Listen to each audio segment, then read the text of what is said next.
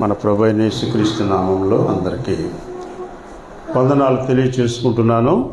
గతించిన కాలం నుండి మనలను ఆయన పరిశుద్ధమైన హస్తంతో కాచి కాపాడి సజీవులుగా ఉంచి ఈ దినము మేము స్తుతించుటకు, ఆరాధించుటకు, మహిమపరచడానికి మనకిచ్చినటువంటి ఆయన దయగల నామానికి మరొకసారి వందనాలు తెలియజేసుకుంటున్నాను. కూడి వచ్చిన మీ అందరికీ కూడా వందనాలు. సమయంలో దేవుని వాక్యాన్ని మనం ధ్యానించుకుందాము. పరిశుద్ధ గ్రంథంలో ప్రభు అయినటువంటి యేసుక్రీస్తు వారు అనేక ఉపదేశములు మరి ఆ దినాల్లో బోధించి దేవుని యొక్క ధర్మశాస్త్రాన్ని తప్పుగా మాట్లాడినటువంటి వారిని లేఖనములను మరి మార్చి అబద్ధముగా చెప్పేవారికి కూడా ఆయన ఎన్నో విధాలుగా వారికి చెప్పడం జరిగింది. ఈ దినాల్లో కూడా చాలా భయంకరమైనటువంటి దినాలు కదండి. ఎందుకంటే మనుషులకి చాలా ప్రమాదాలు సంభవిస్తూనే ఉన్నాయి. ఇంకా మనుషులు తెలుసుకోవడం లేదు. ఎందుకని అంటే ఈ భూమి మీద జీవించినంతకాలం కూడా ఇదే శాశ్వతము. ఇది విడిచిపెట్టిన తర్వాత మన పరిస్థితి ఏంటో ఏమవుతుందో అర్థం కాదంట కదండి. చనిపోయిన తర్వాత ఏమవుతామో ఎవరికి అర్థం కాదు. కొంతమంది అయితే స్వర్గానికి వెళ్తామంటారు, కొంతమంది పరలోకానికి. వీళ్ళది రెండు మాత్రం గ్యారంటీ.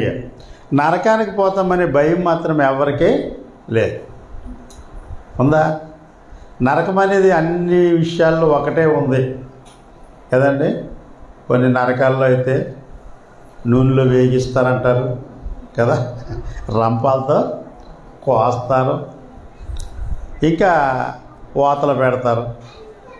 చచ్చిన తర్వాత ఇక వాతలు పెట్టినా ఏం ప్రయోజనం? బతికుండగానే బుద్ధి తెచ్చుకోవాలి. తెచ్చుకుంటే అప్పుడు వాతలు తప్పుతాయి, అగ్నిలో నుంచి మనం బయటపడతాం.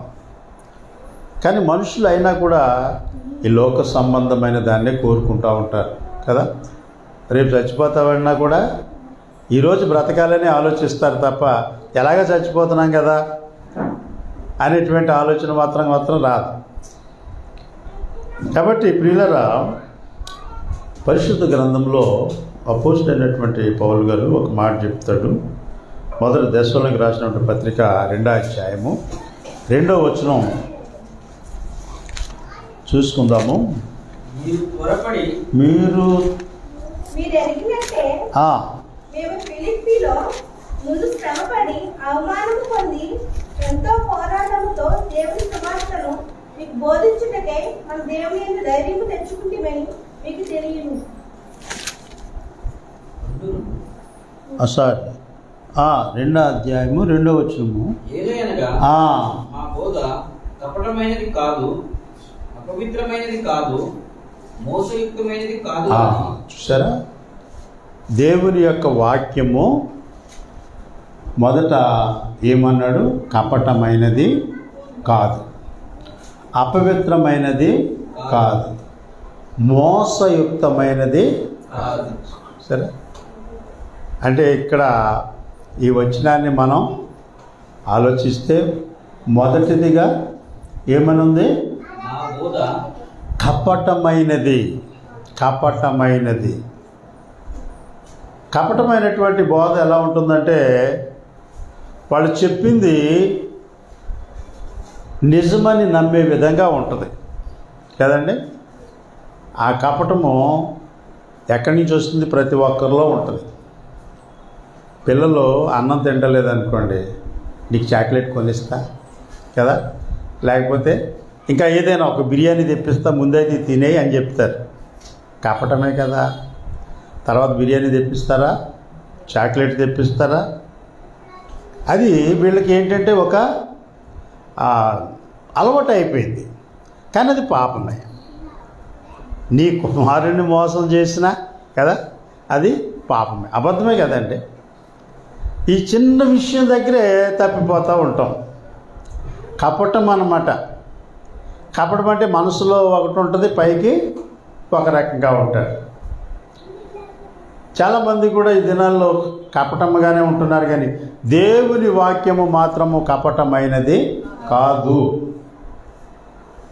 కపటమైన మాటలు చెప్తూ ఉంటారండి చాలామంది. ఈ లోకంలో జీవించేవాళ్ళు చాలా వరకు కూడా కపటముగానే ఉంటారు. మిమ్మల్ని ప్రేమిస్తున్నామంటారు, కానీ ఆ ప్రేమ నిజమైనది కాదు. అందుకే దేవుని వాక్యం ఏం చెప్తుందంటే, ఈ ప్రజలు పెదవులతో నన్ను ఘనపరుస్తారట. దేవుని దగ్గరికి వచ్చి పెదవులతో ఘనపరుస్తారు, హృదయము దూరముగా ఉందంటే కపటమే కదండి. మేము మారు మనసు పొందేమంటారు. మారు మనసు పొంది మారు మనసుకు తగిన ఫలాలు ఫలించకపోయినా వ్యర్థమే కదండి. ఒక పనస చెట్టు వేసామనుకోండి, అది ఎంతకాలమైనా కాయలు కాయకపోతే దాన్ని పెంచడం వ్యర్థమే. అది పనస చెట్టు అని చెప్పుకుంటుంది, కానీ ఒక కాయ కూడా బయటికి రాలేదు. అలాగే మారు మనసు పొందామనుకుంటారు, కానీ ఆ మారు మనసుకు తగిన ఫలాలు ఫలించరు. మారు మనసు అంటే ఏ విధంగా జీవించాలంటే, ప్రియమైనటువంటి వాళ్ళరా, దేవుని యొక్క వాక్యానికి విధేయత కలిగి జీవించాలి. మనకెవరైనా మేలు చేస్తే బ్రతికినంతకాలం వాళ్ళని గుర్తుపెట్టుకుంటాం కదా. ఏదో సమయంలో ఆకలిగా ఉన్న సమయంలో ఓ పూట భోజనం పెట్టినా కూడా అది జీవితకాలం మనకు గుర్తుండిపోతుంది.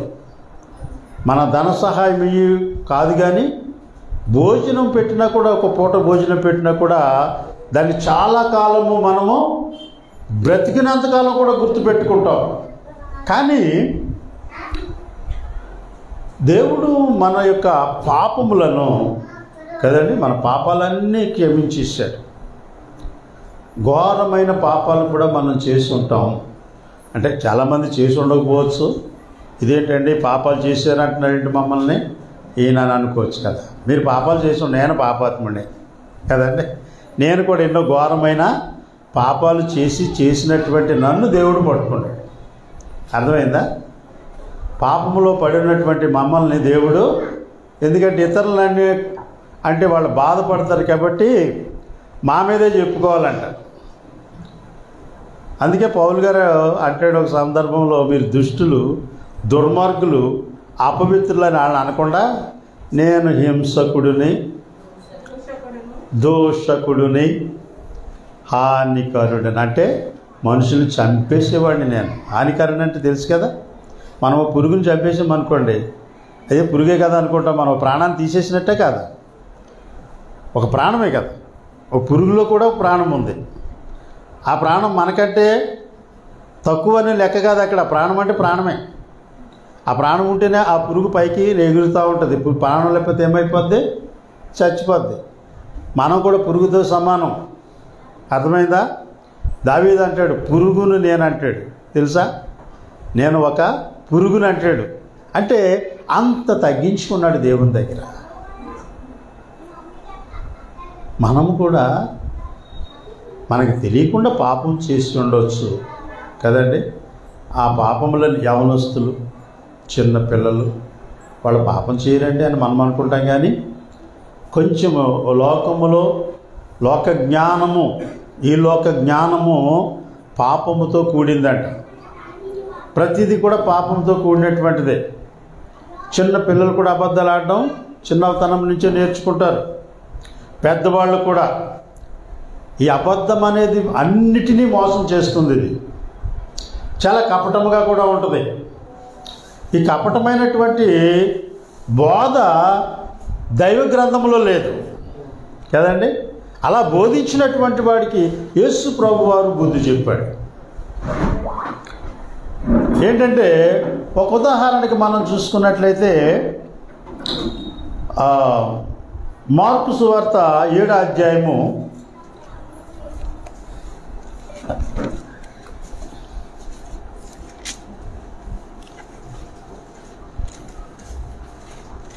6వ వచనం మనం 5వ వచనం చూసుకున్నట్లయితే, అప్పుడు పరిసయ్యులను శాస్త్రులను నీ శిష్యులెందుకు పెద్దల పారంపర్యం చొప్పున నడుచుకొనక అపవిత్రమైన చేతులతో భోజనము చేదురని ఆయన. ఈ శాస్త్రులు, పరిసయ్యులు వీళ్ళందరూ కూడా ఎలాంటి వాళ్ళంటే చేతులు కడుక్కోకుండా భోజనము చేయరంట. అదే ఒక గొప్ప ఆచారం వీళ్ళకి. చేతులు కడుక్కోకుండా అన్నం తింటే ఆచారాన్ని ఎదిరించినట్టు, ఆచారం తప్పినట్టు. సరే, ఎంత నిష్ఠగా ఉంటున్నారు వీళ్ళు. చేతులు కడుక్కోకుండా భోజనం చేయకూడదు. ఇంకా ఇంకో విషయం చూసుకుంటే రేపు 3వ వచనం చూసుకుందాం. పరిసయ్యులను యూదులందరూ పెద్దల పారంపర్యాచారమును బట్టి చేతులు కడుగుకుంటేనే కానీ భోజనం చేయరు, మరియు వారు సంత నుండి వచ్చినప్పుడు సరే, సంత నుంచి అంటే బయటికి వెళ్ళి, ఇప్పుడంటే మార్కెట్లో వచ్చినాయి కానీ పూర్వకాలం సంతలు ఉండేవి వారానికి ఒకసారి. అది ఆ మార్కెట్కి వెళ్తే మళ్ళీ వారం దాకా ఇంకేం దొరికేవి కాదు. ఇప్పుడంటే రోజు సంతే కదా, డైలీ మార్కెట్లు వచ్చేసి ఇంటి పక్కనే పెద్ద పెద్ద ఏమంటారు ఇవి బిగ్ బజార్లని, స్మాల్ బజార్లని, చోటా బజార్లని వచ్చేసి అన్నీ దొరుకుతాయి అక్కడ. ఇక సంతకే వెళ్ళాలని పని లేదు. ఇప్పుడు ఫోన్ చేస్తే ఇంటికే తెచ్చేస్తారు. టిఫిన్ కూడా ఇంటికి తెచ్చేస్తారు, లేకపోతే తినిపించి కూడా వెళ్ళిపోతారు. అలాంటి రోజులు వచ్చేసినాయి. అర్థమైందా? లెగలేని వాళ్ళకి తినిపించి కూడా వెళ్ళిపోతారు. డబ్బులు ఇస్తే ఏముందండి, మూతి కూడా కడిగి వెళ్ళిపోతారు, తుడిచేస్తారు. డబ్బులు ఇవ్వాలి అంతే. అలాంటి దినాల్లో ఉన్నాం మనం. ఎంత అడ్వాన్స్ అయిపోయాం. కానీ పాపం విషయంలో అడ్వాన్స్ అవ్వట్లా, పాపాన్ని పోగొట్టుకునే విషయంలో అడ్వాన్స్ అవ్వట్లా. వీడిలో పాపము లేదని ఎవరినైనా అనగలమా? ఈయన ఏ తప్పు చేయలేదు, అసలు అబద్ధమాడండి, మోసం చేయడు, ఇతరులను దూషించడు, ద్వేషించడు, అందరినీ ప్రేమించే వ్యక్తిని ఎవరైనా ఒకరిని మనం చూపించగలమా? దాంట్లో అడ్వాన్స్ లేదు. మిగతా అన్నింటిలో కూడా కదండి. ఎవరన్నా కొట్టాలనుకో, నేనున్నా అన్నాడు అంటే, ప్రార్థన చేయాలనుకోండి మీరు చేయండి అంటే. సరే, ప్రార్థన ఎంత కష్టం. నా మీదకి ఎవరో వస్తున్నారు, బ్రదర్ అన్నాం అనుకోండి, నారాయణ పాస్టర్ గారు మేము ఉన్నామని వచ్చేస్తారు. బ్రదర్ ప్రేయర్ చేయండి, మీరు చేయండి అయ్యగారు. ఎంత వెనకబడిపోయారు, కొట్టడంలో అడ్వాన్స్ అయిపోయారు, కానీ దేవునిని అడిగే విషయంలో వెనకబడిపోతున్నారు. వాళ్ళు అయితే వీళ్ళు కడుక్కోకుండా, చేతులు కడుక్కోకుండా భోజనం చేయరు, స్నానం చేయకుండా ఇంట్లోకి వెళ్ళరు. ఇంకా ఉంది వీళ్ళకి.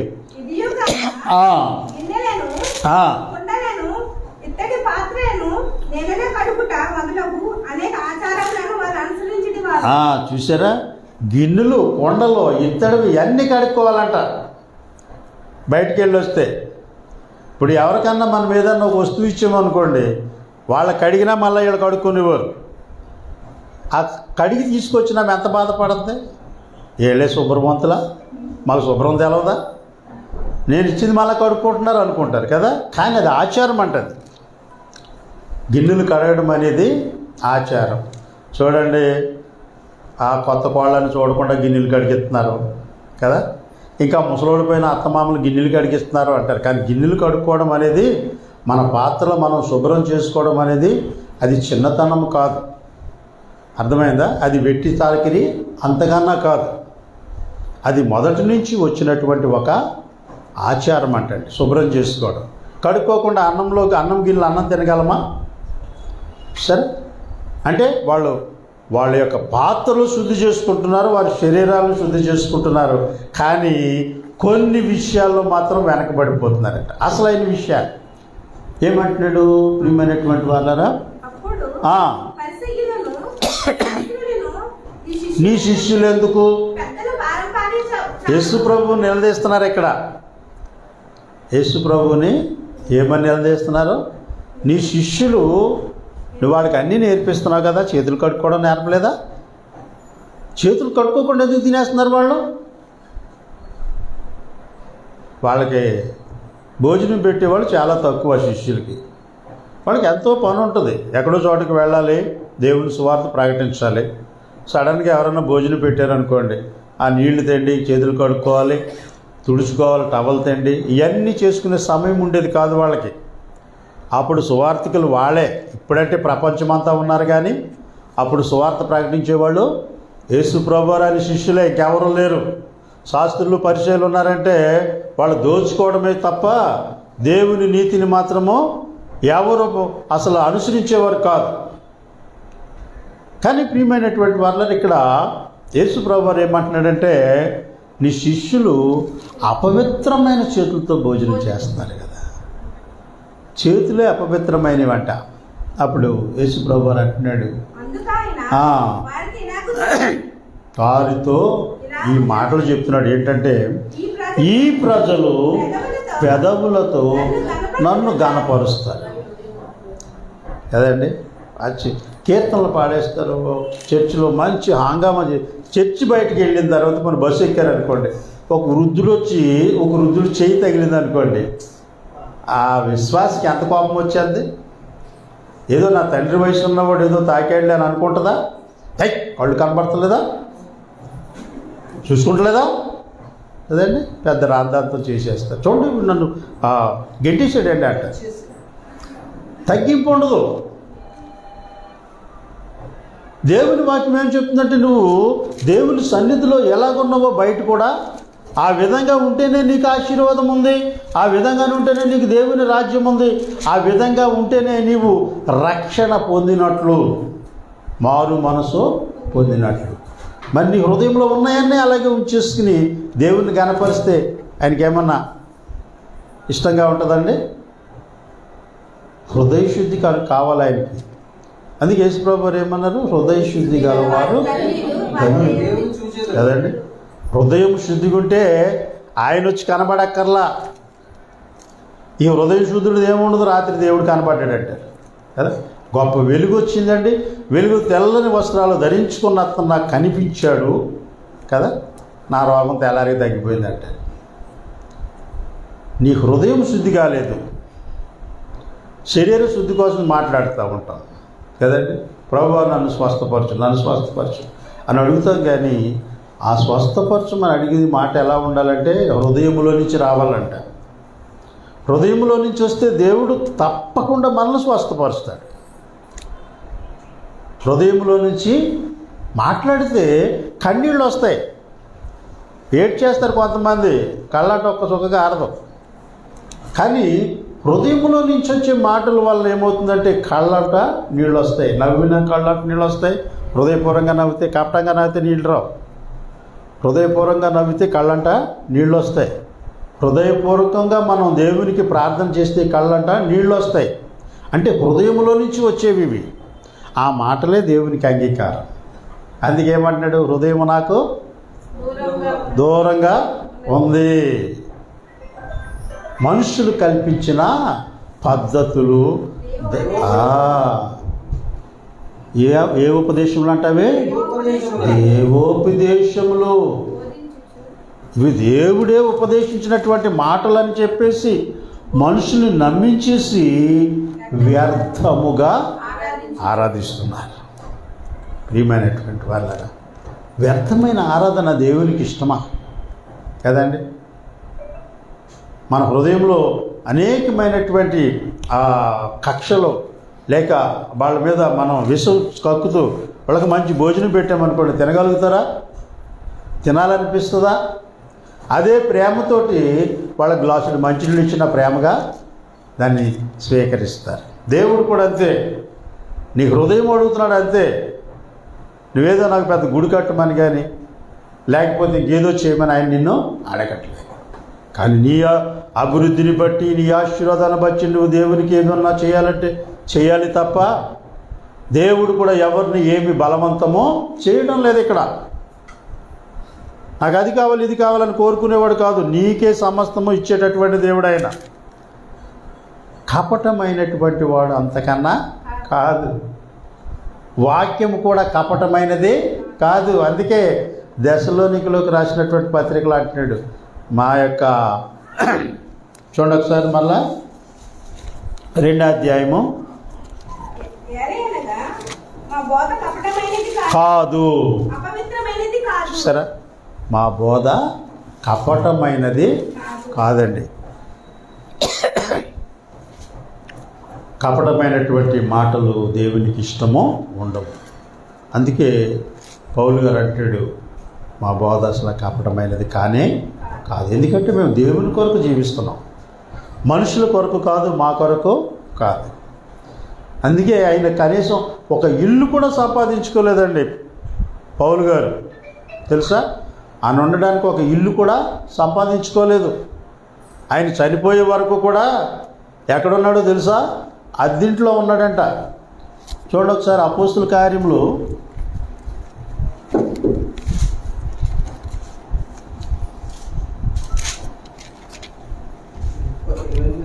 2 సంవత్సరములు పూర్తిగా తన అద్దెంట కాపురం ఉండి తన యొద్దకు వచ్చి వారందరినీ సన్మానించి, చూసారా ఏమంటున్నాడు? ఏ ఆటంకములకు పూర్ణ ధైర్యంతో దేవుని రాజ్యమును గురించి ప్రకటించుచు.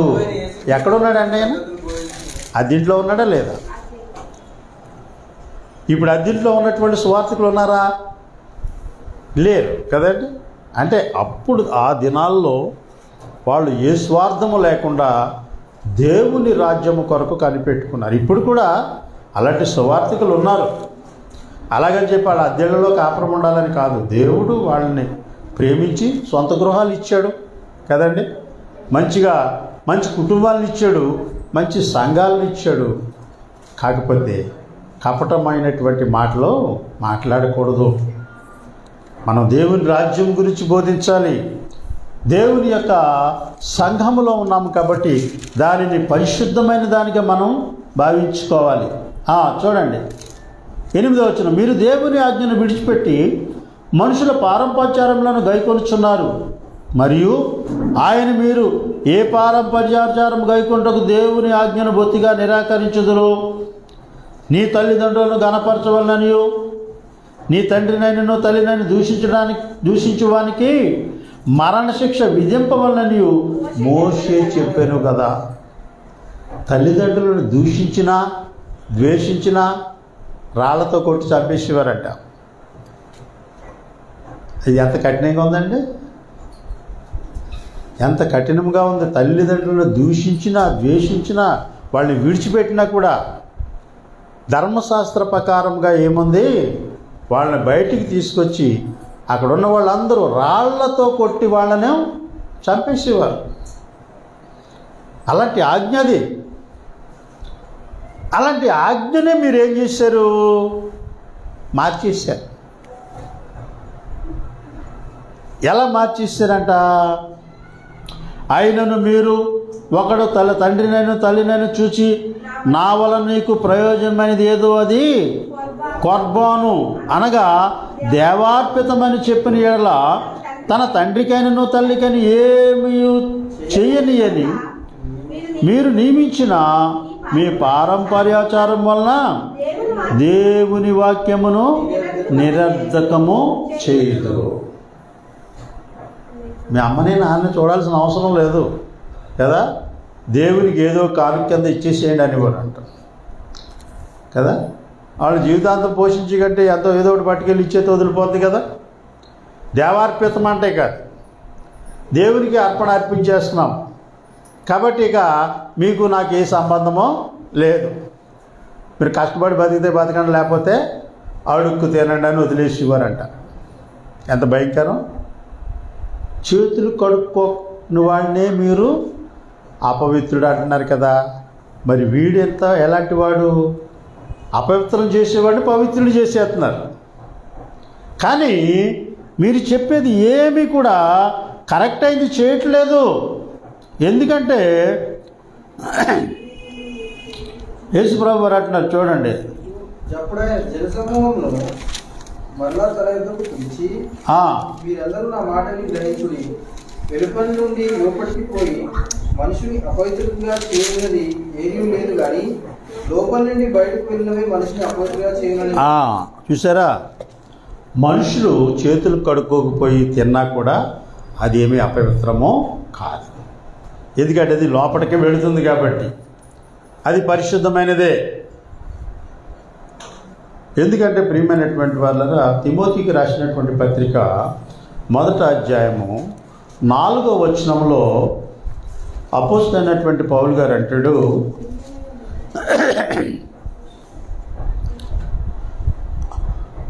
3వ వచనం, నేను ఆశ్చర్యకి వెలుచుండగా సత్యంలో భిన్నమైన బోధ చేయవలనని 4వ అధ్యాయము 3వ వచనం, ఆ అవధికులు వాతవేయబడిన మనస్సాక్షి గలవారై వివాహమును నిషేధించుచు సత్య విషయమైన అనుభవ జ్ఞానం గల విశ్వాసులు కృతజ్ఞతాస్తుతులు చెల్లించు పుచ్చుకొని నిమిత్తము దేవుడు సృజించిన ఆహార వస్తువులను కొన్ని తినక మానవలనని చెప్తారు.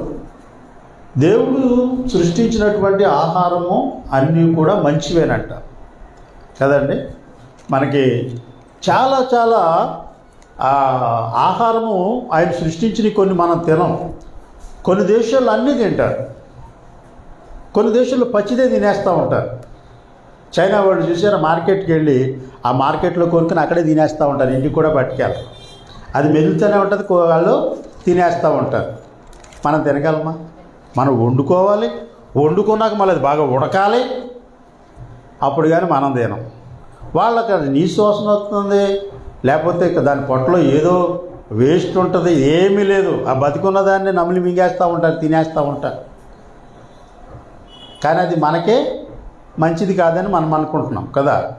ఇక్కడ ఈయనేమంటాడంటే, అంతేకాకుండా ఇంకా కొన్ని వస్తువులు తినకూడదు, మానేసి చేయాలంటున్నారు. కానీ వస్తువు మంచిదే, కానీ దాన్ని తినే విధానమే కరెక్టు కాదు కదండి. భోజనం ఉంది, అది కొంతమంది మరి ఆ మంత్రాలు వేసి తినేవాళ్ళు ఉంటారు కదా, పూజలు చేసి తినేవాళ్ళు ఉంటారు, మామూలుగా తినేవాళ్ళు ఉంటారు.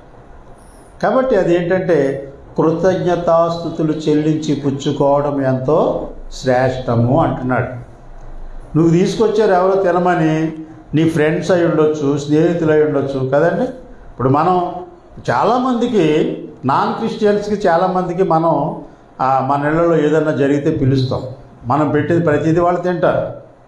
వాళ్ళ ఇంటికి వెళ్ళి మేము తినమంటే వాళ్ళు అవమానపరిచినట్టే కాదా?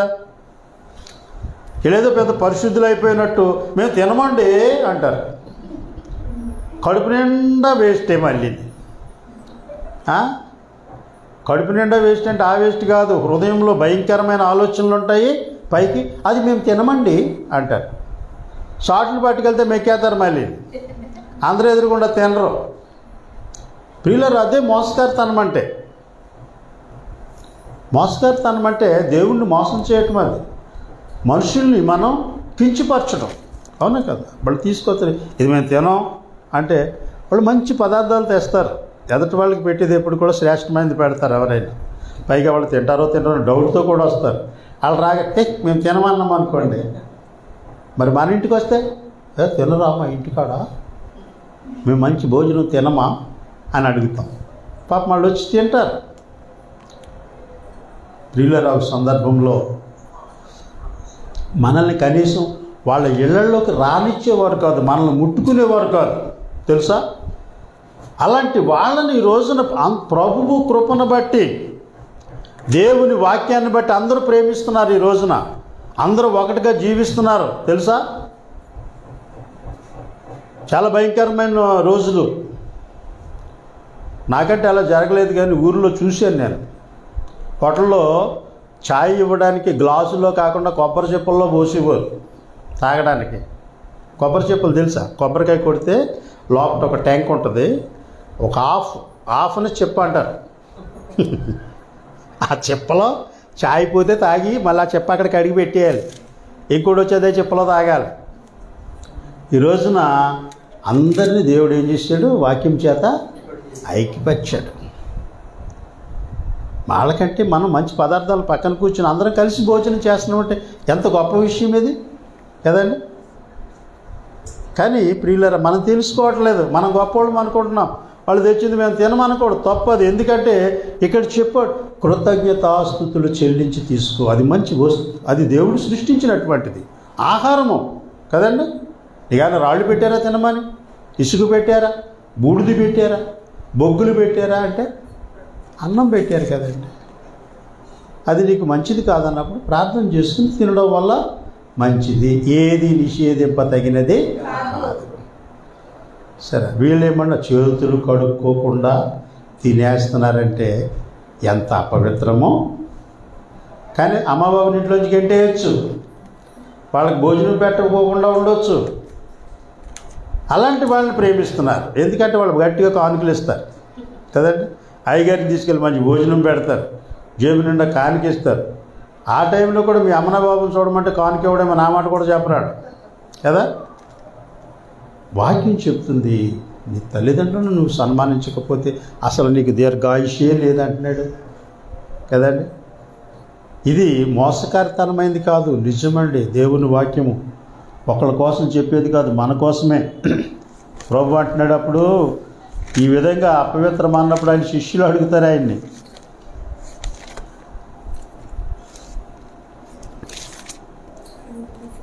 మార్కు సువార్త మనం చూసుకున్నాం ఇప్పుడే. 17వ వచనం చూసుకుందాం. జనసమూహం విడిచి ఇంటి లోపలికి వచ్చినప్పుడు ఆయన శిష్యులు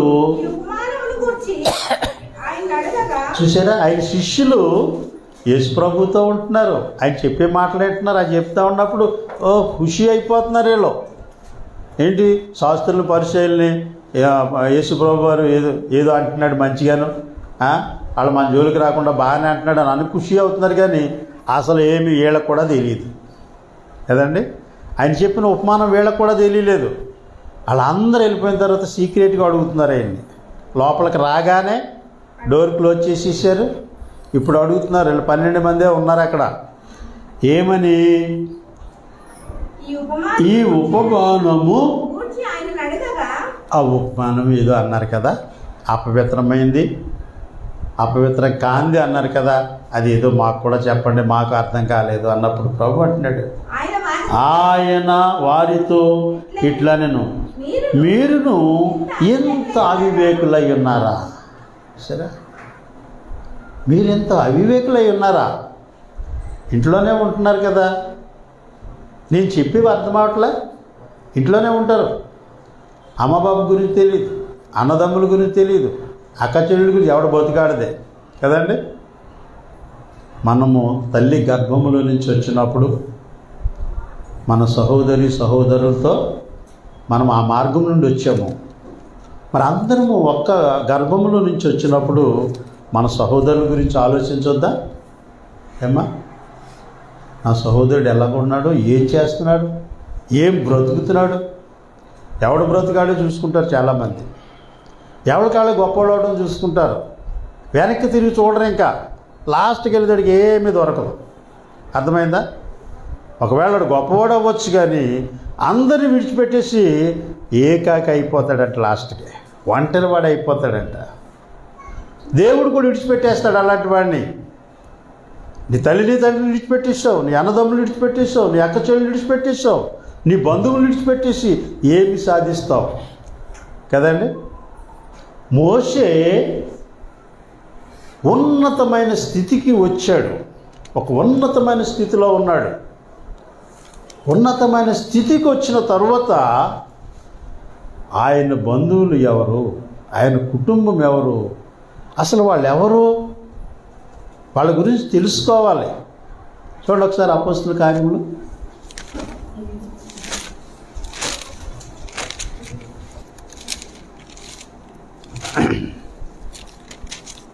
అపోస్తలుల కార్యములు 7వ అధ్యాయము 20వ వచనంలో మనం చూసుకున్నట్లయితే, ఆ కాలమందు మోషే పుట్టెను, అతడు దివ్య సుందరుడై తన తండ్రి ఇంట 3 నెలలు పెంచబడెను. అక్కడ ఐగుప్తు దేశంలో ఫరో యొక్క ఆర్డర్ ఏంటంటే, ఇశ్రాయేలీయులలో మగ సంతానాన్ని చంపేయమన్నాడు, ఆడపిల్లల్ని బ్రతకనివ్వండి అన్నాడు. ఎందుకంటే ఇప్పటికే వాళ్ళు స్ట్రెంత్ ఎక్కువైపోయారు. వాళ్ళు తిరుగుబాటు చేసి మన దేశాన్ని ఆక్రమించేసుకోవచ్చు. అంతమంది అయిపోయారు కాబట్టి ఇక నుంచన్నా మగవాళ్ళని మనం నిర్మూలన చేయాలని చెప్పేసి పుట్టిన పిల్లల్ని చంపేయడం మొదలు పెట్టాలన్నాడు. అలాంటి సమయంలో మోషే పుట్టాడట. మోషే పుడితే వాళ్ళు ఎవ్వరికీ కనపడకుండా మోషేని ఎన్నేళ్ళు పెంచారండి? 3 నెలలు పెంచిన తర్వాత అతడు బయట పడేసారు. ఇక లాభం లేదు. 3 సంవత్సరాలు అయిన తర్వాత ఇంక ఏడుస్తాడు కదా, అల్లరి చేస్తాడు. చేయడం పిల్లలు ఏడిచారు అనుకోండి, ఇంట్లో వాళ్ళు అందరూ ఊరుకోబెట్టలేరండి. ఎందుకంటే మన భాష తెలియదు వాడికి, 3 సంవత్సరాలలోడికి కదా, 3 నెలలు 3 నెలలోడికి మన భాష తెలవదు. 3 నెలలు మన భాష తెలవదు, వాడికి ఏమీ అర్థం కాదు. వాడు ఏడుపు మొదలెట్టాడంటే వాడు ఊరుకోవాలి తప్ప మనం ఊరుకోబెట్టలేం. మరి వీడు ఏడ్చాడు అనుకోండి, పోనీ ఒక్కడిని తీసుకెళ్ళి చంపేస్తారా? ఇంట్లో ఉన్న వాళ్ళందరినీ బాధేస్తారు. వాళ్ళు వచ్చి ఎన్నాళ్ళు మీరు ఇలా దాచారు అని కొరడాలతో కొట్టేస్తారు వాళ్ళు. అలాంటి శిక్షలు ఉన్నాయి కాబట్టి 3 నెలల తర్వాత మనం కంట్రోల్ చేయమని తీసుకెళ్ళి బయట పారవేయడం బట్టి ఒక నదిలో ఒక జమ్ము పెట్టెలో పెట్టి వదిలేసినప్పుడు ఫరో కుమార్తె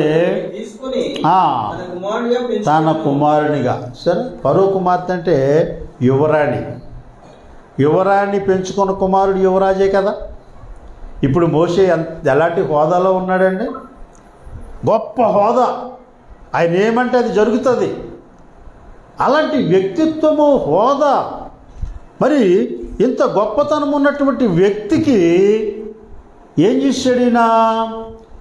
మోషే ఐగుప్తీయుల సకల విద్యలను అభ్యసించి మాటల యందును కార్యముల యందును మాట్లాడాలంటే అయితే ఎవరు మాట్లాడలేడు, సమాధానం చెప్పలేరు.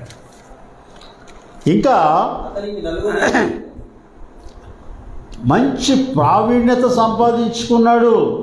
అతనికి 40 ఏండ్లు నిండా వచ్చినప్పుడు, చూసారా ఎన్ని సంవత్సరాలు వచ్చినాయి? 40 సంవత్సరాలు వచ్చినాయి. ఈ 40 సంవత్సరాల వరకు ఆయనకి ఏమీ తెలియలేదు. రాజకుమార్తెలతోనూ వాళ్ళతోనూ ఆయన హ్యాపీగా ఉండడం కదా, మంచి మంచి పదార్థాలు తినడము, సుఖమైన జీవితము. అసలు ఎండంటే తెలీదు, వానంటే తెలీదు, చలి అంటే తెలీదు, బయట ప్రజలు ఎలా తింటున్నారో ఎలా ఉంటున్నారో కూడా తెలీదు. అలాంటి లైఫ్ మోసే జీవితం చాలా గొప్పది, ఉన్నతమైన స్థితి. అంత స్థితిలో ఉన్నటువంటి వ్యక్తి ఎవరిని జ్ఞాపం చేసుకున్నాడు? బానిసత్వములో, సరే బానిసత్వంలో బానిసలుగా బ్రతుకుతున్నారు వాళ్ళు. దయా దాక్షిణ్యాలు లేవు వాళ్ళ మీద. వాళ్ళతో ఇటుకలు తీయించి రోడ్లు వేయించి బిల్డింగులు కట్టించుకుంటూ వాళ్ళు ఆ పని సరిగ్గా నెమ్మదిగా చేస్తున్నారు. ఓపిక లేదంటే కొరడతో కొట్టేవారు. సరే రెస్ట్ తీసుకుంటే సమయం ఇచ్చేవారు కాదు వాళ్ళకి. అలాంటి బ్రతుకుతున్నటువంటి హీనమైన స్థితిలో ఉన్నటువంటి తన సహోదరులను చూడవలెనని చూశారండి. 40 సంవత్సరాలకి బుద్ధి పుట్టిందంట. సమస్తమును విడిచిపెట్టిస్తాడు కదా. ఆ రాచరికపు యొక్క జీవితాన్ని ఒక పెంటగా ఎంచుకున్నాడు.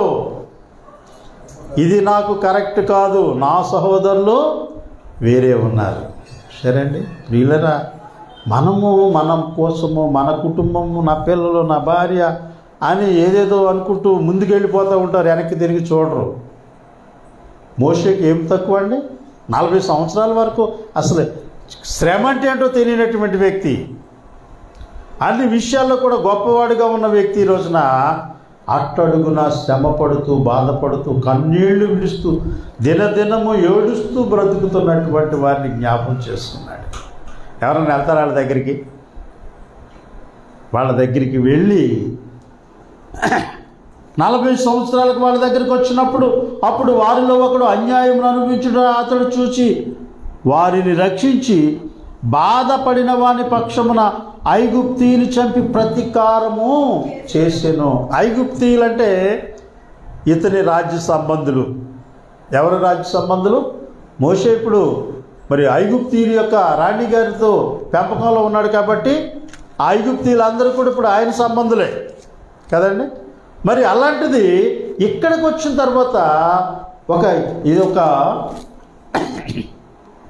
వాళ్ళ సహోదరుడిని ఒకడిని బాధపరుస్తున్నటువంటి ఐగుప్తిని చంపేశాడు అంతే.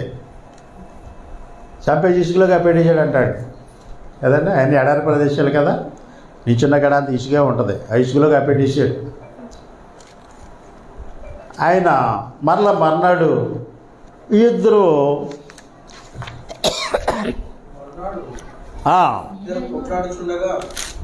ఆ మర్నాడు ఇద్దరు కొట్లాడుకుంటున్నారంట. వాళ్ళు ఎవరంటే వాళ్ళ మనుషులే.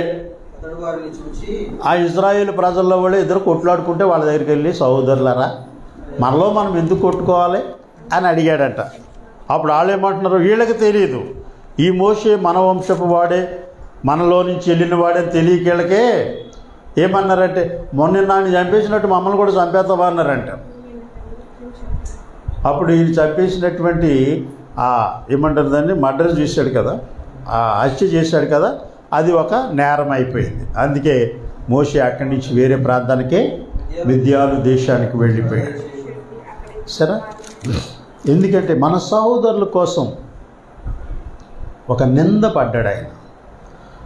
మన సహోదరుడి కోసం ఒక చిన్న మాటతో ఆడికి నాకు సంబంధం లేదండి, వాడెవడం నేనవడం కదా.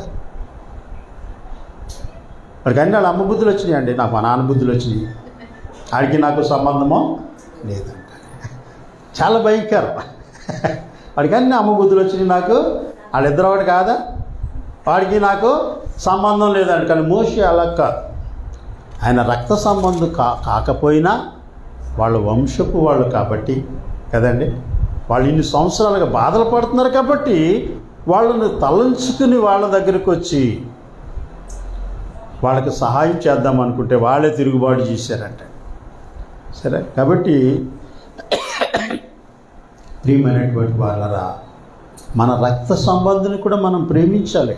తెలుసా, మనకు గడిచిపోయింది కదా, ముందుకు వెళ్ళిపోతున్నాం కదా అనుకోకూడదు. శ్రమలో ఉన్నవాడు వాళ్ళు గొప్పవాళ్ళైనా సరే ప్రేమించాలి కదండి. వాళ్ళు మమ్మల్ని మర్చిపోయారు అనేది మాట తప్పు. అది ఎలా మర్చిపోతారు? కళ్ళ ముందు కనబడేవాళ్ళని కదండి, కంటి ముందు కనిపించేవాళ్ళని మర్చిపోతారా? మర్చిపోరు. హృదయంలో ఉన్నటువంటి ఆలోచనలు చెడ్డమైనందున ఒకరికొకరు మొఖాలు చూసుకోరు అంతే తప్ప, వాళ్ళ హృదయంలో ప్రేమ ఉంటే దినదినము ఒకరినొకరు ప్రేమించుకుంటూనే ఉంటారు. అర్థమైందా? కలిసి ఛాయ్ తాగుతారు, కలిసి టిఫిన్ తింటారు, కలిసి భోజనం చేస్తారు, ఎవరింట్లో వాళ్ళు ఉన్నా కానీ. అలాంటి ప్రేమ కావాలి ఈ దినాన్న. మరి అందరి చేత ప్రేమించబడుతున్నాము, మనం ప్రేమిస్తున్నామా కదండి. విదేశాల నుంచి చాలామంది వస్తారు, వాళ్ళు మన రక్త సంబంధులు కాదు, మనకి తెలియనివాడు కాదు. మరి వాళ్ళు వచ్చి మనల్ని ఎంత ప్రేమిస్తారు వాళ్ళు కదండి. మన ఇంటికి వస్తారు, మన ఇంట్లో భోజనం చేస్తారు, మన కోసం ప్రార్థన చేస్తారు. అసలు వాళ్ళకి మనకేమైనా సంబంధం ఉందా? సప్త సముద్రాలు దాటి వస్తారు మన దగ్గరికి. ఆ ప్రేమ మనలో ఎందుకు ఉండట్లేదు? 400 కిలోమీటర్లు వెళ్ళి మన బంధువులు మనం చూసుకోవడానికి మనకే ఒళ్ళు నొప్పులు వచ్చేస్తాయి, లేకపోతే రోగాలు వచ్చేస్తాయి. ప్రియులరా, ఎప్పుడైనా సరే మన రక్త సంబంధాన్ని మనము ప్రేమించాలి. నీ కుటుంబాన్ని నువ్వు ప్రేమించలేనోడు బయట వాళ్ళని ఏం ప్రేమిస్తావు కదండి. కాబట్టి అక్కడ అంటాడు, కపటమైనది కాదు. మేము ప్రకటించే సువార్త మోసమైనది కాదు, కపటమైనది కాదు. అందుకే మేము ధైర్యముగా ఈ సువార్తను ప్రకటించగలుగుతున్నాం. ఎవరిని మోసం చేసేవాళ్ళు కూడా కాదు. అందుకే దేవుని యొక్క మోసము అంటే ప్రియులర అబద్ధం కూడా మాట్లాడేవాళ్ళు ఉన్నారంట. ఎవరంటే మొదటి దశలోనికి రాసినటువంటి పత్రిక, రెండో దశలోనికి రాసినటువంటి పత్రిక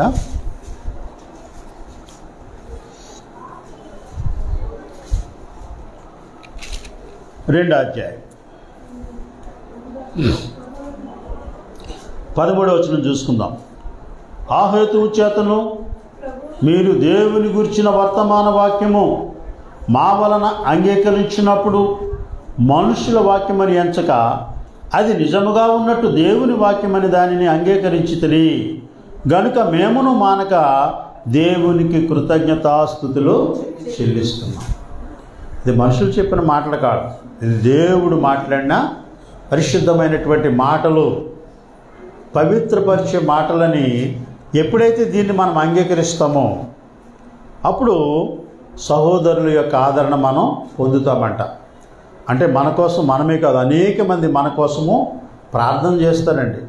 మనం శ్రమలో ఉన్నప్పుడు, మనం రోగి అయినప్పుడు మన బంధువులు కాదు, దేవుని సంబంధులైన ప్రతి ఒక్కరూ మన కోసం ప్రార్థన చేస్తారు, మనల్ని పరామర్శిస్తారు. ఎంత గొప్ప ప్రేమ అండి వాళ్ళది. అయితే ఇక్కడ ఇంకొక విషయాన్ని మనం ఆలోచించాలి. ఆ వాక్యమే విశ్వాసులైన మీలో కార్యసిద్ధి కలుగజేయుచున్నది. అవును సహోదరులారా, మీరు యూదయలో క్రీస్తు యేసునందున దేవుని సంఘములను పోలి నడుచుకున్న వారైతిరి. వారు యూదుని వలన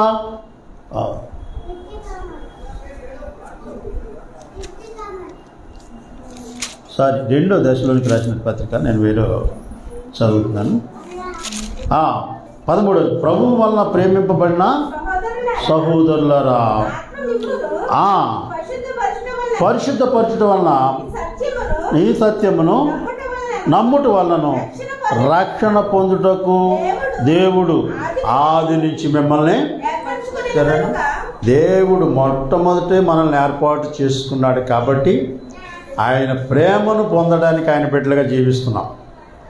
అయితే కొంతమంది అబద్ధమైనటువంటి మాటల వలన, మోసపుచ్చేటటువంటి మాటల వలన, చూడండి ఏమంటున్నాడు, ఏమైనటువంటి వాళ్ళారా 10వ వచనం,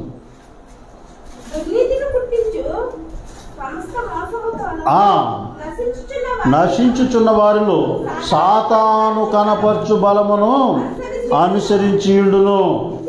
ఇందుచేత సత్యమును నమ్మక దుర్నీతి యందు అభిలాష గలవారందరూ శిక్షావిధి పొందుటకై అబద్ధమును నమ్మునట్లు మోసము చేయు శక్తిని దేవుడు వారికి సరే అబద్ధాన్ని నమ్మించే మోసము చేసే శక్తి కూడా ఉందండి చాలామందికి కదండి. అబద్ధం ఆడితే దాన్ని నమ్మించేయాలి. అందుకే మా యొక్క వాక్యము అసత్యమైనది కాదు, మోసకారితనమైనది కాదు కదండి, అపవిత్రమైనది అంతకన్నా కాదు. కాబట్టి మీరు దానిని అనుసరించి నడుచుకోవాలి. ఎందుకంటే ప్రియమైనటువంటి వాళ్ళరా,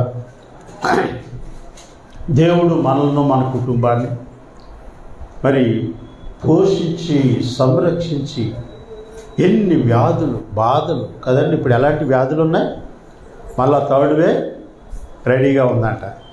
థర్డ్ వే అంటే అది ఒక సాతాను కదా, మనుషులని మరణానికి తీసుకెళ్ళేది ఏంటంట, సాతానుని యొక్క ఆలోచన. మనుషులు జీవములోని ప్రవేశింపజేసేది దేవుని యొక్క ఆలోచన. మనుషులు ఈ లోకాన్ని నమ్ముతూ ఈ లోకంలోనే జీవించడం వలన ఎవరికి భయపడతారు, మరణానికి భయపడుతూ ఉంటారు కదా. ఇప్పుడు థర్డ్ వేవ్ వస్తుంది, మేము ఆ సెకండ్ డోస్ అయిపోయింది, థర్డ్ డోస్ అయిపోయింది అంటే ఏమి కూడా దానికి పనికిరావంటారు కదండి. మనం దాన్నే చూసుకుంటున్నాం.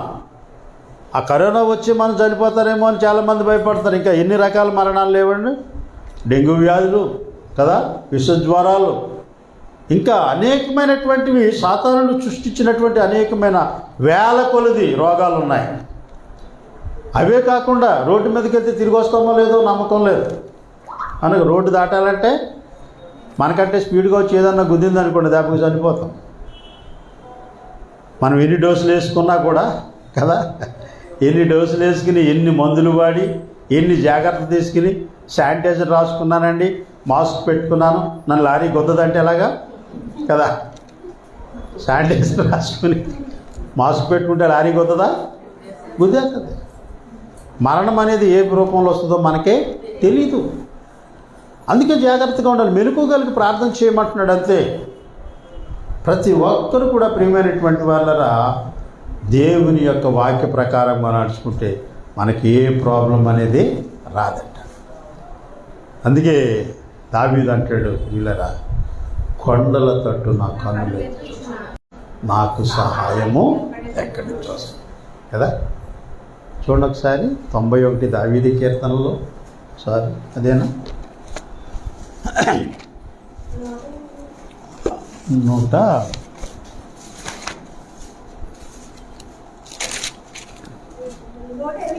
121 ఆ, నా కన్నులు ఎత్తుచున్నాను. చూసారా? నాకు సహాయం ఎక్కడి నుంచి వచ్చును?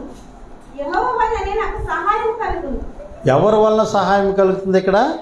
యెహోవా వలనే.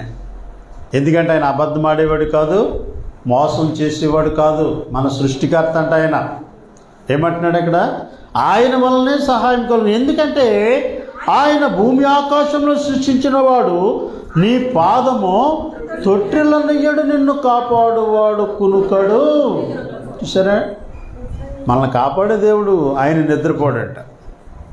మన ఇంట్లో ఒక పేషెంట్ ఉందనుకోండి, చూసినంతసేపు చూద్దాం, నిద్రపోతాం ఏదో సమయంలో. మరి తర్వాత మన పరిస్థితి ఏంటి? వాడిని ఎవరు చూసుకుంటున్నారు? వాడిని సృష్టికర్తే వాడిని చూసుకుంటాడు. తెలుసా? తల్లిదండ్రులు, అన్నదమ్ములు, అక్క చెల్లెళ్ళే కాదు, మన సృష్టికర్త కూడా మనల్ని చూస్తూ ఉంటాడంట. సహాయం అడుగుతున్నాడా, అడగడా అని ఎదురు చూస్తూ ఉంటాడు ఆయన. కానీ ఇక్కడ ఆయన అంటున్నాడు, నాకు సహాయము ఎక్కడి నుండి వస్తుంది? యెహోవా వలననే నాకు సహాయము కలుగుతుంది. ప్రియులరా, దేవుని వలనే తప్ప మనకి సహాయం ఎక్కడి నుంచి రాదు. మనుషుల యొక్క సహాయం ఎలా ఉంటుందంటే, ఈరోజు చేస్తారు, రేపు చేస్తారు, తర్వాత మాకు ఏమీ సంబంధం లేదంటారు. కానీ దేవుని సహాయం అంటే మనము పుట్టింది మొదలుకొని మరలా తిరిగి వెళ్ళి పర్యంతము ఆయన మనల్ని కాపాడే దేవుడు ఆయన. అందుకే మోషే అంటాడు, దేవా నీవు నాతో మాట్లాడావని మనుషులు నమ్మరు, వాళ్ళు అడిగితే నేను ఏం చెప్పమంటావు అన్నాడు. ఆయన ఏమన్నాడు? నేను ఉన్నవాడను కదండి, ఉన్నవాడిని అనువాడినై ఉన్నాను. కాబట్టి నువ్వు దేనికి భయపడాల్సిన అవసరమో లేదు. నువ్వు సమస్తం విడిచిపెట్టి నన్ను వెంబడించావు, నా ప్రజలకి నాయకుడిగా చేశాను కదండి. ఎన్ని సంవత్సరాలు అరణ్యంలో వాళ్ళతో ఎన్నో బాధలు పడ్డాడు, భార్య పిల్లలు తీసుకుని. ఎందువలనంటే ఒక నిత్య రాజ్యము, ఏమంటారు అది, పాలు తేనెలు ప్రవహించి దేశంలో ప్రవేశించాలని చాలా ప్రయాసపడ్డాడు. కానీ దేవుడు ఏమన్నాడంటే, ఆ రాజ్యంలో నీకు ప్రవేశించే అధికారము లేదన్నాడు. చూడండి, మోషేకే అలాంటి శిక్ష వచ్చిందంటే మనము ఇంకెంత జాగ్రత్తగా ఉండాలి కదండి. ఇప్పటికి వరకు, ఈరోజు వరకు మనం జాగ్రత్తగా ఉన్నాం. ఇక ముందు జాగ్రత్తగా ఉంటామో లేదో మనకు తెలియదు. అవసరాన్ని బట్టి మారిపోతూ ఉంటాం మనం. ఊసర వెళ్ళని ఒకటి ఉంటుంది. అది ఆకుల్లో ఉంటే పచ్చగా ఉంటుందంట కదా, రాళ్ళ మీద ఉంటే రాయి రంగులోకి వచ్చేద్దంట, నీళ్ళ పక్కన ఉంటే ఆ రంగులో, ఎక్కడుంటే ఆ రంగులోకి వచ్చేద్దంట. మనుషులు కూడా అవసరాన్ని బట్టి మారిపోతూ ఉంటారంట కదా. అవసరాన్ని బట్టి బాధలు వచ్చినాయి అనుకోండి, దేవుని పాదాల దగ్గర నుంచి అసలు ముఖం కూడా కిందకి తిప్పరు కదండి. వాళ్ళు తిప్పరు, ఇతరులను తిప్పనివ్వరు కదా. మా కోసం ప్రార్థన చెయ్యండి, చేస్తున్నారా లేదా, ఇంత కమెంట్మెంట్గా అడుగుతూ ఉంటారు. అది తగ్గిపోయింది అనుకోండి, మేము చేస్తూనే ఉంటాం, వాళ్ళు మాత్రం తగ్గిందని కూడా చెప్పరు. తగ్గిపోయిందంటే పోనీ సంతోషం అవుతుంది కదా, దేవుడు స్వస్థపరిచాడు. తెలియపరచరు, వాళ్ళు తిరుగుతున్నప్పుడు మనం, ఎరా బాబు నీకు బాగోలేదని, తగ్గిపోయిందండి, ఎప్పుడో తగ్గిపోయింది, నువ్వు ఇంకా ప్రార్థన చేస్తున్నావా అన్నట్టుగా మాట్లాడతాడు. సరే, కానీ ప్రార్థన చేసేవాడు మాత్రం అలసిపోడు కదండి. వానికి ఈర్ష్య ఉండదు, ద్వేషం ఉండదు. ప్రార్థన చేయించుకునేవాడు తిరిగి వచ్చినా రాకపోయినా ప్రార్థన చేస్తూనే ఉండాలి. ఎందుకంటే రక్షణ, మనం వాళ్ళని రక్షించాలి, రక్షణ మార్గంలో నడిపించాలి. అలాంటి దేవుని పక్షాన ఉన్నాం మనం. ఎందుకంటే యెషయా గ్రంథంలో ఏమంటాడంటే, రక్షించబడనేరక ఉండునట్లు యెహోవా హస్తము కురచ కాలేదు, విననేరక ఉండునట్లు ఆయన చెవులు మందం కాలేదు. ఎందుకంటే మనకి ఈ రక్షణ రావకపోవడానికి కారణం ఏమిటంటే, మన పాపములు ఆయనకి అడ్డముగా ఉన్నాయి. కాబట్టి పాపములు క్షమించబడాలి కదండి. మనం దేవునికి ఏమిస్తున్నాం అనేది కాదు. ఒళ్ళంతా బురద పూసుకుని బిర్యానీ చేతితో పట్టుకొని తేవడాన్న తింటాడా? ఒళ్ళంతా కంపు కొట్టేస్తుంది. మురికైపోయింది. బురదలో నుంచి వచ్చాం, బిర్యానీ పట్టుకొచ్చి సోదరుడా బిర్యానీ తినంటే ఎవరైనా తింటారా? మన పాపాలన్నీ లోపల పట్టుకొచ్చి అయ్యగారు 10,000 కానుకెత్తున్నానంటే దేవునికి ఏమైనా సంతోషం ఉంటుందా? ఆయన ఏం చూస్తాడు? నీ చేతిలో ఉన్నాయి చూడు, నీ హృదయంలో ఉన్నాయి చూస్తాడు. మురుగుగుట్టలు వేసుకొచ్చావంటాడంట. యెషయా గ్రంథంలో అంటాడు, మా పాపములు మురికి గుడ్డల వలె కనబడుతున్నాయి, ముందాటిని ఉతుక్కోండి, తర్వాత నీ దగ్గర ఉంటే పట్టుకురా 10,000, లేకపోతే లేదు. అది దేవునికి అవసరమో లేదు తెలుసా? దేవుని సేవకుడిని దేవుడు పోషిస్తాడు తెలుసా? చాలామందికి తెలియదు ఈ విషయం. మేము ఇచ్చిన కానుకలతోనే బతికేస్తున్నాడండి, ఇల్లు ఒకరు కట్టుకుంటున్నాడు, మంచి బట్టలు వేసుకుని తిరుగుతున్నాడు, బిర్యానీ తింటున్నాడు. దేవుని చిత్తం. కాకులతో ఆహారం పెట్టినటువంటి దేవుడు ఆయన తెలుసా? కాకులతో ఆహారం పంపించినటువంటి దేవుడు దేవుని సేవకుడికి. సేవకుడికి ఒకళ్ళు పెట్టకపోతే ఆయన ఆ సేవకుడిని ఆకలితో చంపడం తెలుసా? శ్రేష్టమైన ఎక్కడో చోటు ద్వారాలు తెరుస్తాడు ఆయన. ఆయన తెరిచే ద్వారం ఎలా ఉంటుందంటే కంటికి కనబడదు, చెవుకి వినబడదు, హృదయమునకు గోచరము కాదు. ఆయన ఇస్తానే ఉంటాడు తెలుసా? మేము పడుతున్న ప్రయాసం వ్యర్థం కాదు, మా శ్రమ వ్యర్థం కాదు. ఎవరింటికన్నా వెళ్తే ఏమన్నా ఇవ్వకపోయినా మేమేం బాధపడం. మరొకరి హృదయాన్ని తెరుస్తాడు దేవుడు తెలుసా? ప్రియులరా, ఆయన ధనాన్ని కోరుకునేవాడు కాదు. వాడి హృదయం మారిందంటే అడగవసరం లేదు. నువ్వు దేవునికి కానుకలు ఇయ్యి, దశం భాగాలు ఇయ్యి, నీ ఆస్తిలో భాగమే అడగాల్సిన అవసరం లేదండి. నేనే నా దేవునికి నా ఆస్తిలో భాగం ఇచ్చాను తెలుసా? నేనుండే నా బిల్డింగ్లో ఒక పోర్షన్ దేవునికి ఇచ్చేసాను, నా ఆస్తిలో భాగం కాదా? ప్రియమైనటువంటి వారులారా, ఆయనకి నేను ఇష్టమైన వాడిగా జీవిస్తున్నానంటే కారణం ఏంటంటే నా ఆస్తిలోనే దేవునికి భాగం ఇచ్చాను. సామెతల గ్రంథంలో అంటాడు, నీ ఆస్తిలో భాగం ఇచ్చి యెహోవాను ఘనపరచు. దశం భాగం ఇచ్చానంటే దశం భాగం ఏమైనా గొప్ప? అది ఎవరిది? దేవునిది. కానీ న్యూ టెస్ట్మెంట్లో ఏం చెప్పాడు? నువ్వు దశం భాగం కాదు, నువ్వు వర్ధిల్లని కొలది ఇవ్వాలి కదా. నువ్వు లక్షలు సంపాదించున్నావు, బీరువాలు పెట్టుకుని ఈ దశం భాగం అని కాదు. దేవునికి ఎంత ఇచ్చినా తక్కువే. నీకు దేవుడు ఇచ్చినప్పుడు దేవునికి ఇవ్వడానికి ఏముంది కదండి.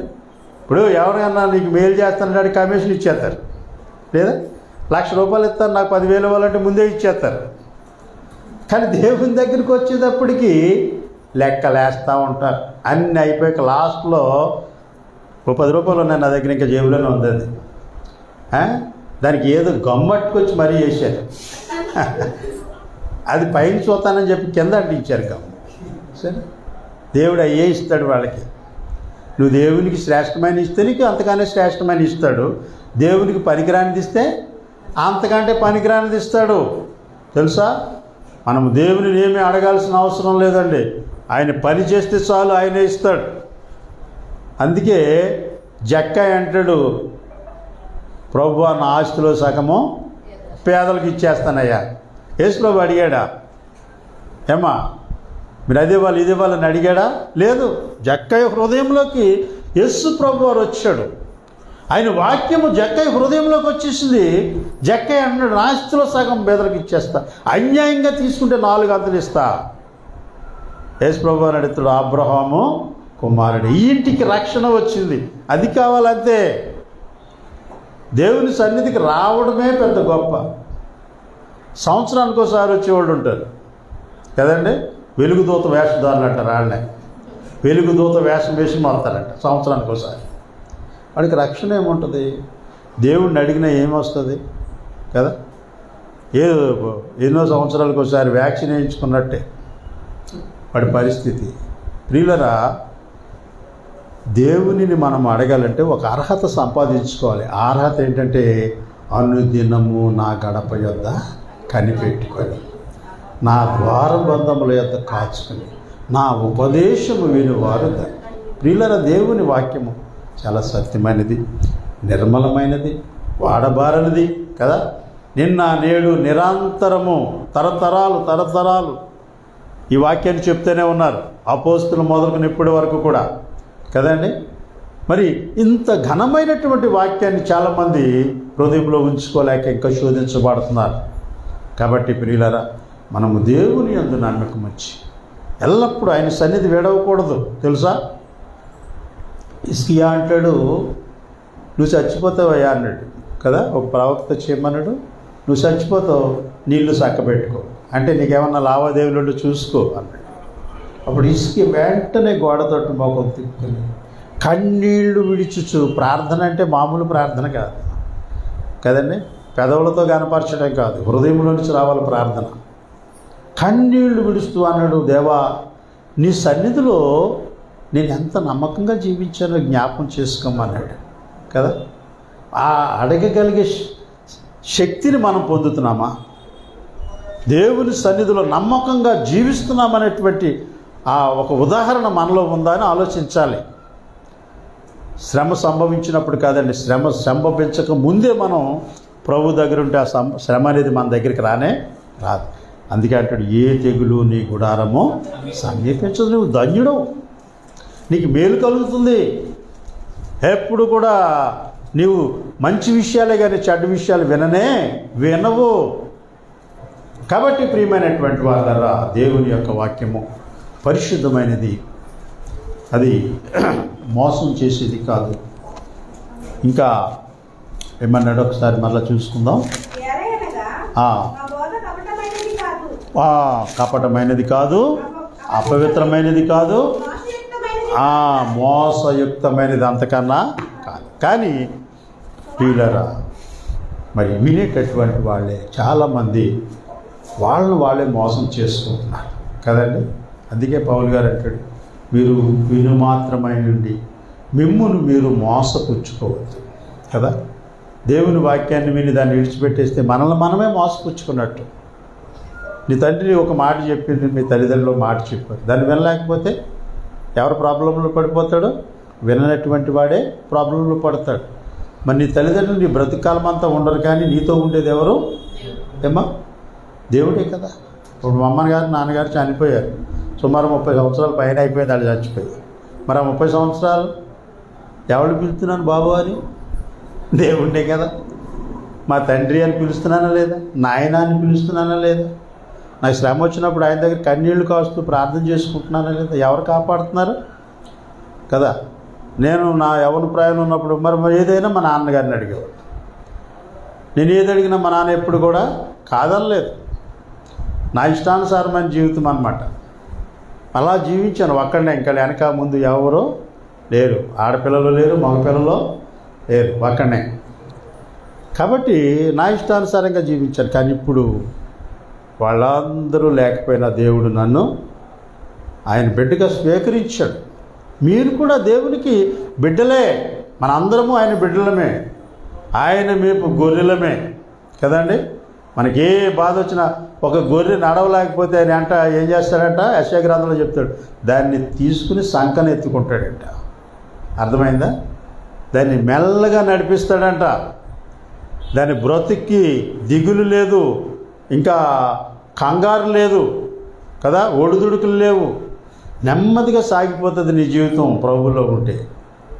అందుకే ఒకవేళ మనం ఇంకా దేవునికి మన హృదయాన్ని ఇవ్వలేదా కదండి, ఇంకా మన హృదయం మన గుప్పిట్లోనే పెట్టుకుని జీవిస్తున్నామా?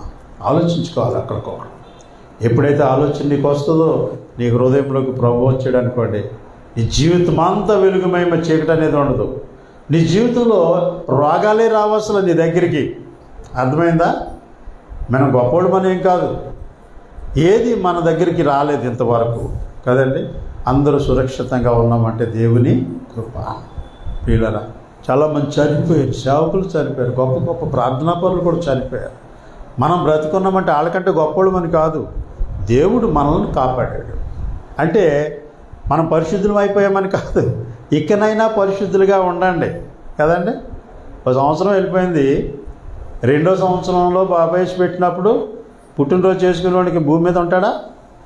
కేకులు కట్ చేసి, అవి కట్ చేసి, ఈ కట్ చేసి కదా, అందరిని పిలిచి పార్టీలు ఇచ్చి, అవి ఇచ్చి ఉబలాట పడిపోతూ ఉంటారు.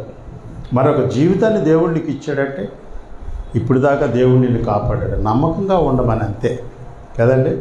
తర్వాత దేవుడు ఇంకో జీవితాన్ని ఇచ్చాడు, నాకు ఇంకో సంవత్సరం ఇచ్చాడు, నా ఇష్టానుసారంగా బ్రతుకుతా కాదు, ఆయన కొరకు ఈ సంవత్సరం అన్నా జీవిస్తావేమో అని ఎదురు చూస్తూ ఒక్కొక్క సంవత్సరం ఇస్తానే ఉన్నాడు. ఇక ఆయనకి నీ మీద ఎప్పుడైతే ఇష్టం ఉండదో అప్పుడు మనం ఏమైపోతామో మనకి తెలియదు ప్రియులరా.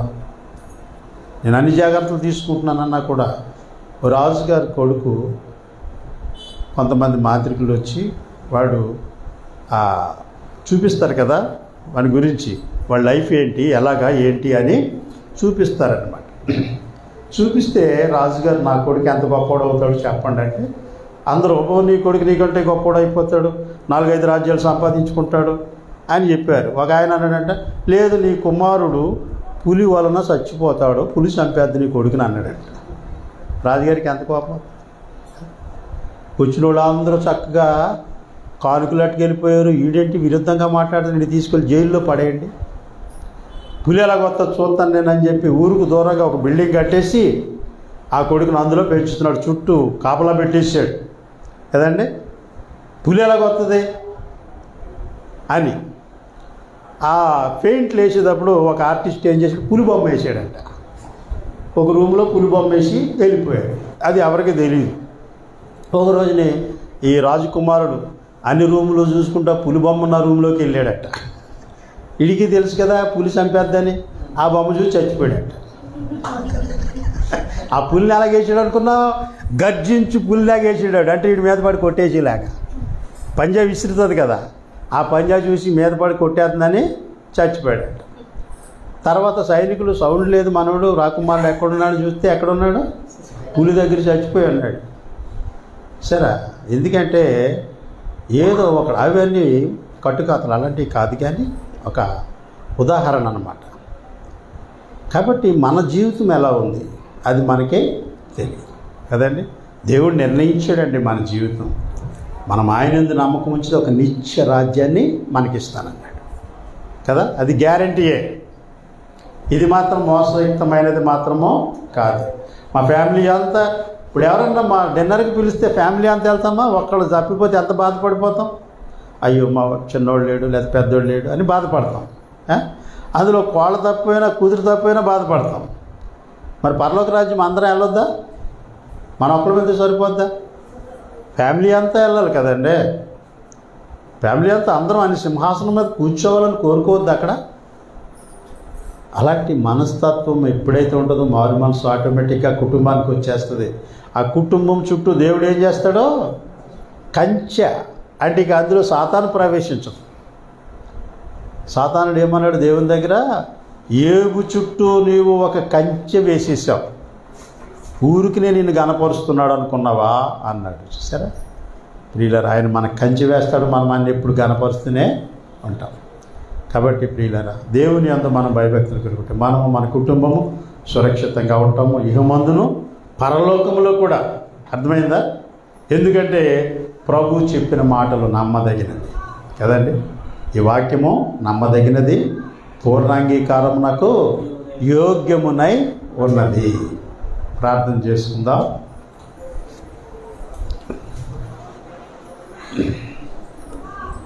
పరమ తండ్రి, పరిశుద్ధుడా, మీకు దయగల నామానికి వందనాలు నాయన. మీ పరిశుద్ధ లేఖనాలు ధ్యానించుకున్నాం, బిడ్డలు విన్నారు దేవా.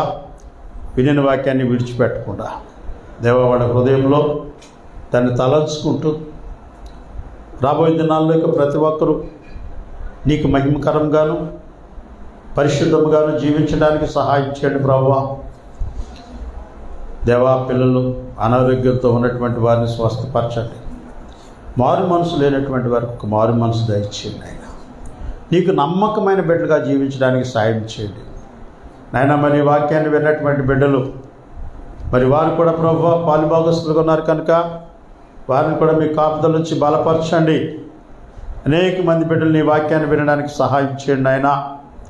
మేము చేస్తున్నటువంటి పని ఇది పరిశుద్ధమైనది నాయన, నమ్మదగినది, మోసమైనది కాదు, అబద్ధమైనది కాదు ప్రభువా, అయోగ్యమైనది కాదు నాయన. ఇది ఎంతో పరిశుద్ధమైన పని కాబట్టి ఈ విషయంలో ప్రభువా మీరు మాకు సహాయం చేసి నడిపిస్తున్నారు, మమ్మల్ని పోషిస్తున్నారు, మమ్మల్ని బ్రతికిస్తున్నారు. దేవా, ఎంతోమంది బిడ్డలు నాయనా మీ వాక్యాన్ని విడిచిపెట్టేసి గ్రహించుకోలేక గుడ్డితనంతో జీవిస్తున్నారు. అలాంటి వారికి వాళ్ళ మనోనేత్రాలు తెరవండి ప్రభువా. మిమ్మల్ని తెలుసుకుని మీ సన్నిధికి వచ్చి నాయన మీతో జీవించడానికి సహాయం చేయండి. అలాగే ప్రభువా, ఈ దినము ఎంతో గొప్పగా మమ్మల్ని మీ స్వాధీనం నుంచి నడిపించారు. దుష్టుడు ఏ శోధన కలుగ చేయకుండా మీ కాపుదలు వచ్చిన వందనాలు.